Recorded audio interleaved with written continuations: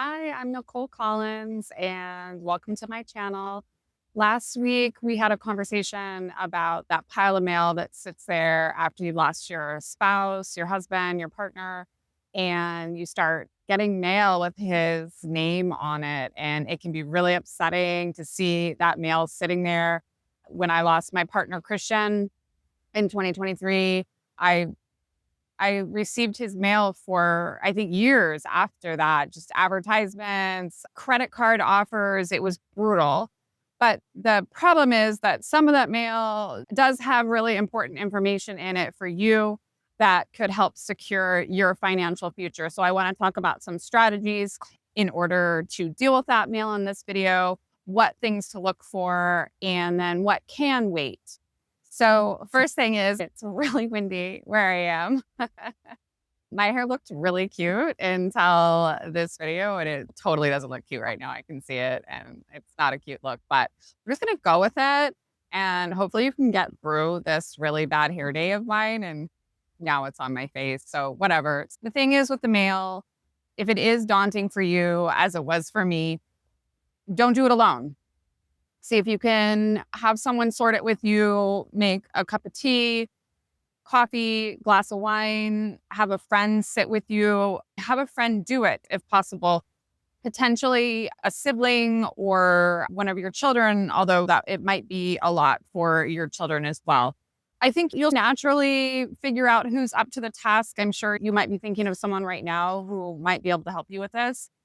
But don't push it if you're feeling like it's just too much. Don't push yourself. It's a lot. And it's okay to feel really sad and want to scream, pound a pillow, cry, whatever you need to do when you see his name on the mail. And I'm not kidding. It's brutal. It's brutal. And you just really want that pain to go away. So it's really okay to take breaks. So the one thing I do want to caution you about is this is not the random neighbor from down the street to help you sort the mail because there is going to be some personal information in that. And you're going to want to do this with someone you trust. And I sort of hate to say this because you're going through so much right now, but a lot of people will show up to help that don't always have the best motivations. And when you're grieving, it's a terrible time to try to assess that. So just stick with the handful of people that have already been supporting you.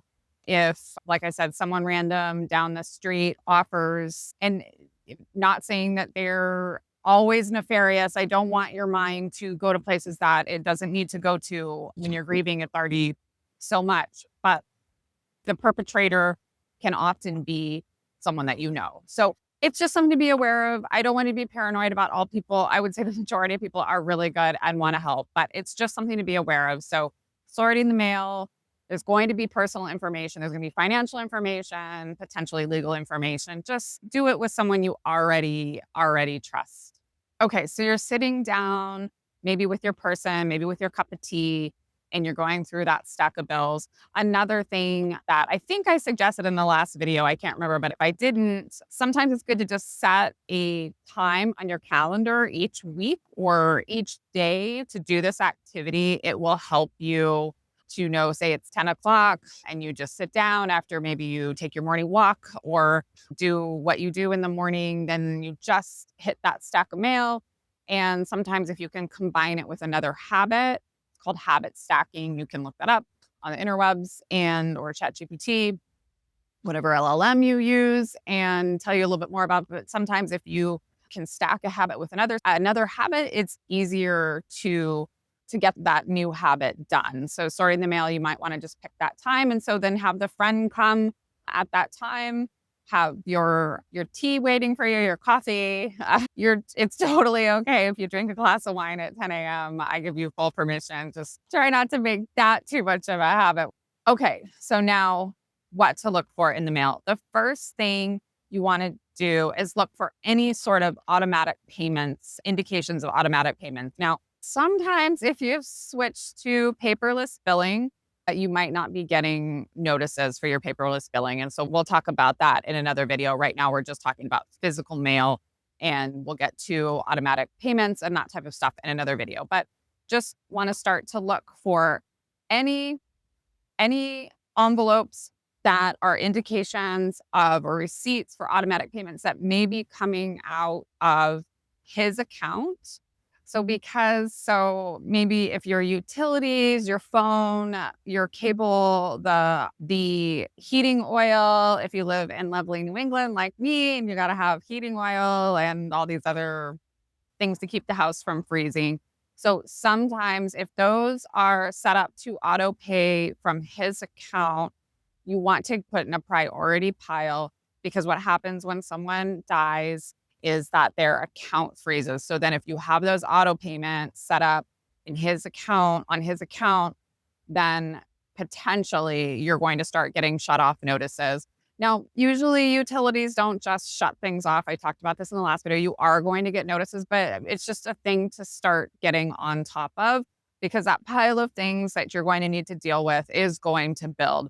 So the more you can get on top of things like utilities, any auto payments in his name, it's going to serve you in the future when you're having to make other decisions that we'll get to in future videos. But this is just, we're going to keep the lights on in your house. We're going to keep it warm in the winter. Summer in New England is also brutal, as it is in many parts of the country. So electricity for your AC, your phone, your internet, all of those things you want to keep on.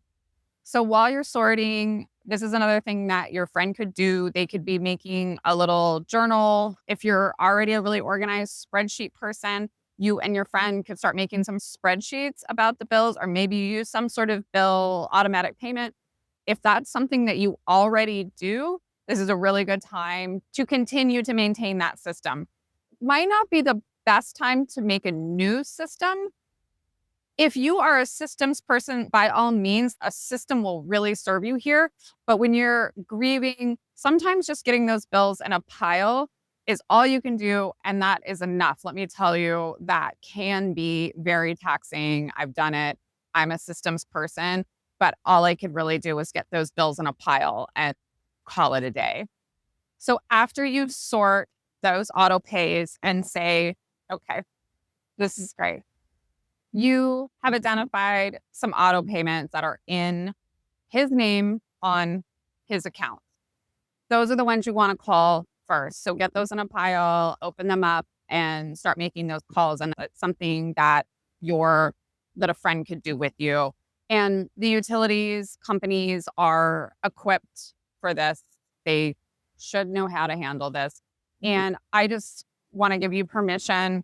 I've talked about this in other videos. If you call the utilities company and someone isn't able to, you have the right to hang up, take a breath, call back later. Hopefully you get someone else. It's amazing sometimes just calling back, you can get a person who is willing to solve your problems. And it's nothing bad about them. You don't know what people are going through, but this is important and you matter and you have that right. You can ask for a manager, but I just find sometimes they just put you on hold forever.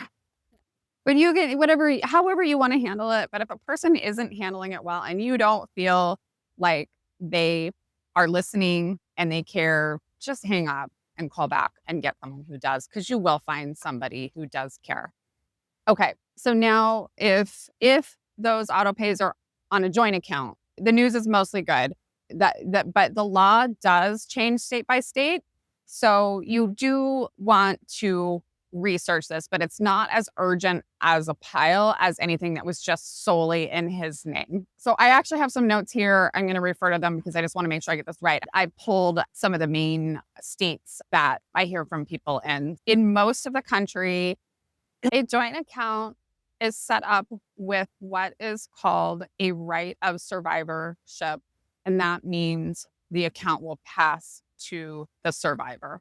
So if that's your state, that's great. So that is true in Massachusetts, where I live. It's also true in Illinois and New York and in California. In Illinois, they'll often retitle it for you right there at the bank. So that is something to know when you feel up to going to the bank. You can do that. And you can probably do it by phone as well. So put that in your pile, maybe your second pile. So you have your first pile with things that are in his name. Then you have your joint account file. And those are things that you just want to make sure. Now, if you live in a state that I haven't mentioned, you may want to Google or ask ChatGPT. Please also reach out to me. I'm just happy to look it up for you if you don't feel like doing the research and you just don't maybe trust your brain, because I didn't trust mine when I was grieving. So definitely reach out to me. In California, there is a community property law, which sometimes can add some wrinkles to joint accounts. So again, it's not dire. I will cover specifically the community property laws in California in a separate video. But if that is you, if you are in California and you do have joint accounts, it may be something you want to prioritize. And that could be a great use of a friend to do that research. Now, if you feel up to calling, your bank should be able to explain this to you. And it's just sometimes hard to know exactly what to ask. So you're going to explain the situation that your spouse passed away and you have a joint account and you need information about what the state law is on that and what is going to happen with your account. And you just want to make sure that it stays open and any automatic payments are going to continue to process. Now, they should be able to answer those questions. It's just when you feel up to making those calls, I know that it can be really challenging. And again, that's why it might be great to do it with a person. So that's really it for this video. It's a really simple video. When I was recording this, I was like, who records a video about opening mail? It's the simplest thing, but it's honestly can be one of the hardest things to do because their name is going to be everywhere. And like I said, you may continue to see credit card offers and catalogs and just junk. The worst, I will say, one of the hospitals where Christian was a patient sent a letter asking for donations. So things like that were just really disturbing and hard for me. So instead of dealing with the mail, I often just let the mail sit there. So I don't want that to happen to you. I miss a lot of things, miss deadlines on things that I shouldn't have. So I don't want this to happen to you. If you are having trouble, please reach out. I'm happy to talk you through things or just sit on the phone with you. So again, my name's Nicole Collins. The wind is now dying down that I'm finished filming the video. So that is great. And have a good day, everyone. I'll talk to you soon.